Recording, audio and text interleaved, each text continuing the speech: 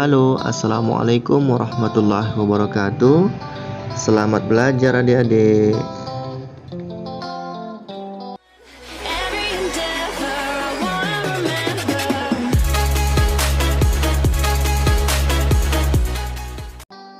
Oke adik-adik, di video kali ini kita akan membahas materi tentang teorema Pythagoras.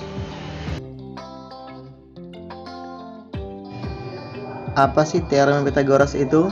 Nah, teorema Pythagoras adalah sebuah aturan matematika yang bisa dipakai dalam menentukan panjang salah satu sisi dari suatu segitiga siku-siku. Nah, perlu diingat ya bahwa teorema ini hanya berlaku untuk segitiga siku-siku. Nah, artinya tidak bisa digunakan untuk segitiga yang lain.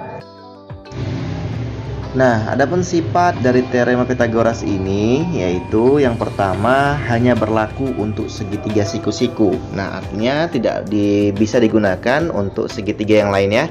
Kemudian yang kedua, minimal terdapat dua sisi dari segitiga siku-siku tersebut yang diketahui terlebih dahulu nilainya. Baru bisa kita gunakan teorema Pythagoras ini. Nah, adapun bunyi atau dalil teorema Pythagoras yaitu pada suatu segitiga siku-siku, kuadrat dari sisi terpanjang yaitu sama dengan hasil jumlah dari kuadrat sisi-sisi penyikunya. Nah, misalkan kita mempunyai segitiga ABC. Nah, segitiga ABC ini sudut siku-sikunya ada di sudut B, sehingga sisi yang berhadapan dengan sudut B adalah sisi terpanjangnya. Nah, misalkan panjang sisi AB kita misalkan di sini adalah A, kemudian panjang BC adalah B dan panjang AC adalah C. Sehingga berdasarkan teorema Pythagoras atau dalil dari teorema Pythagoras tadi, maka kita dapatkan C kuadrat sama dengan A kuadrat ditambah B kuadrat. Oke, itu tadi penjelasan tentang materinya. Bagaimana? Apakah sudah paham? Nah, untuk lebih jelas agar lebih memahami, perhatikan contoh berikut. Oke, contoh 1. Diketahui segitiga siku-siku ABC dengan siku-siku di B yang digambarkan sebagai berikut. Oke, tentukan panjang sisi miring AC pada gambar di atas. Kalau kita perhatikan dengan seksama segitiga yang ada di soal ini, panjang AB yaitu 8 cm, panjang BC 6 cm. Panjang AC belum diketahui gitu ya. Nah, di sini sudut siku-sikunya ada di sudut B. Sehingga sisi yang berhadapan dengan sudut siku-siku itu adalah sisi miring atau sisi terpanjangnya.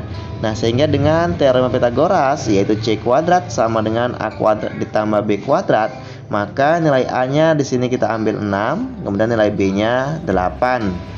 Maka dapat C kuadrat sama dengan 6 kuadrat ditambah 8 kuadrat. Nah, di sini kita lanjutkan 6 kuadrat sama dengan 36. Kemudian 8 kuadrat sama dengan 64. Sehingga kalau kita jumlahkan 36 ditambah 64 sama dengan 100. Oke, di sini C kuadrat sama dengan 100.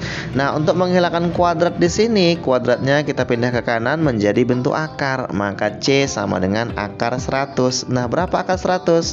Akar 100 adalah 10. Maka nilai C-nya atau sisi AC di sini adalah 10. Oke, kita lanjut ke contoh 2. Nah, contoh kedua, suatu segitiga siku-siku KLM dengan siku-siku di L digambarkan seperti di bawah ini. Oke, tentukan panjang sisi KL pada gambar di atas. Nah, kalau kita lihat ini sudut siku-sikunya ada di sudut L. Nah, maka yang berhadapan dengan sudut L ini adalah sisi miringnya atau C gitu ya. Sehingga di sini A-nya tidak diketahui, B-nya 12. Nah, maka nilai A ini bisa kita cari dengan menggunakan teorema Pythagoras. Nah, rumus Pythagoras tadi C kuadrat sama dengan A kuadrat ditambah B kuadrat. Nah, kita masukkan nilai C dan nilai B-nya. Sehingga kalau kita kuadratkan, 13 kuadrat sama dengan 169, 12 kuadrat sama dengan 144. Nah, kemudian 144 ini kita pindah ke ruas kiri. Maka 169 dikurang 144 sama dengan 25. Maka akar dari 25 sama dengan 5. Oke. Oke, sampai di sini dulu video kita hari ini.